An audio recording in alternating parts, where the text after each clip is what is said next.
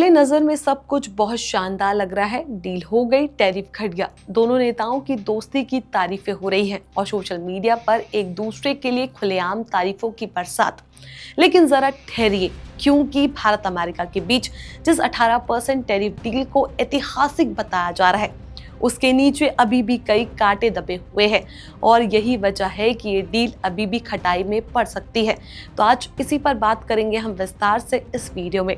नमस्कार, मेरा नाम है ज्येष्ठा नागर और आप देख रहे हैं द हिंदी टॉप। सबसे पहले फैक्ट क्लियर कर लेते हैं।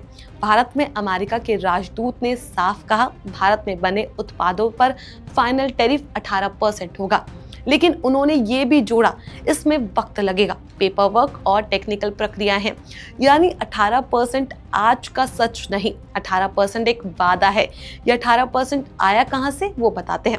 असल में अमेरिका ने भारत पर करीब 50% टैरिफ स्ट्रक्चर बना रखा था। इसमें से 25% एक्स्ट्रा टैरिफ रूस से तेल खरीदने की वजह से था। अब कहा गया, अगर भारत रूस से तेल खरीदना बंद करता है तो कुल टैरिफ 18% आ जाएगा। यहीं से पहला बड़ा सवाल खड़ा होता है। रूस का फैक्टर सबसे बड़ा ब्रेक पॉइंट है ये। भारत का रूस से रिश्ता कोई अचानक बना रिश्ता नहीं है। दशकों पुराना डिफेंस पार्टनर, सस्ता कच्चा तेल, यूएन और वैश्विक मंचों पर रणनीतिक संतुलन।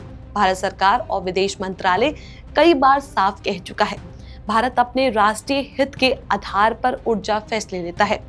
यानी भारत ने कभी ये नहीं कहा कि वो रूस से तेल खरीदना बिल्कुल बंद कर देगा। तो सवाल उठता है, अगर भारत रूस से तेल पूरी तरह बंद नहीं करता तो क्या ये 18% कागज पर ही रह जाएगा?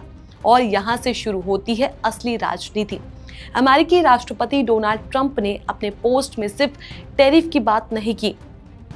उन्होंने लिखा, भारत रशियन ऑयल बंद करेगा, अमेरिका और संभावित रूप से वेनेजुएला से खरीदेगा, भारत बाय अमेरिकन करेगा और $500 बिलियन के अमेरिकी प्रोडक्ट्स खरीदेगा। एनर्जी, टेक्नोलॉजी, एग्रीकल्चर, कोल, यहीं पर डील की सुई सबसे ज्यादा अटकती है। एग्रीकल्चर, भारत की रेड लाइन। ट्रंप ने जिन सेक्टर्स का जिक्र किया उसमें सबसे संवेदनशील है एग्रीकल्चर। भारत का रुख इस पर हमेशा साफ रहा। भारतीय कृषि छोटे किसानों पर आधारित है।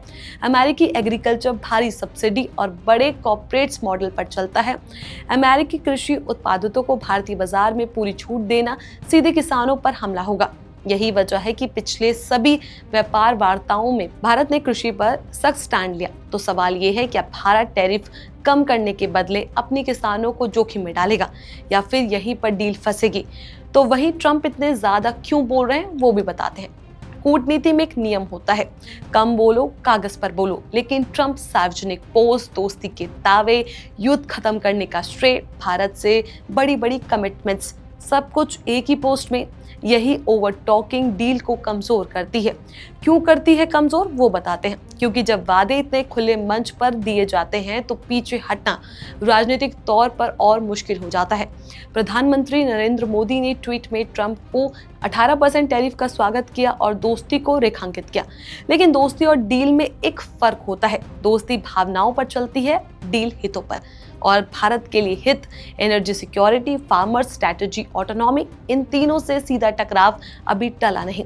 कागज पर 18% टैरिफ, दोस्ती मजबूत, रिश्ते ऐतिहासिक, लेकिन जमीनी सच्चाई, रूस का तेल, कृषि सेक्टर, बाय अमेरिकन दबाव, ये तीनों अभी भी अनरिजॉल्व्ड है। यानी भारत यूएसए डील हुई जरूर है लेकिन फाइनल नहीं हुई। सवाल अब यही है कि भारत टैरिफ के बदले रणनीतिक आजादी छोड़ेगा या फिर यहीं पर डील की सुई अटक गई है? आप क्या सोचते हैं, हमें कमेंट सेक्शन में जरूर बताएं। आप देख रहे थे द हिंदी टॉप, जहां हम डील की हेडलाइन है उसके नीचे की शर्तें पढ़ते हैं। इस खबर को लेकर आपका जो कुछ भी कहना है, अपनी राय हमें नीचे कमेंट सेक्शन में जरूर बताएं। इसकी और भी वीडियोस के लिए आप हमारे चैनल द हिंदी टॉप को सब्सक्राइब कर लें। इसके अलावा आप हमें एक्स, फेसबुक और इंस्टाग्राम पर भी फॉलो कर सकते हैं।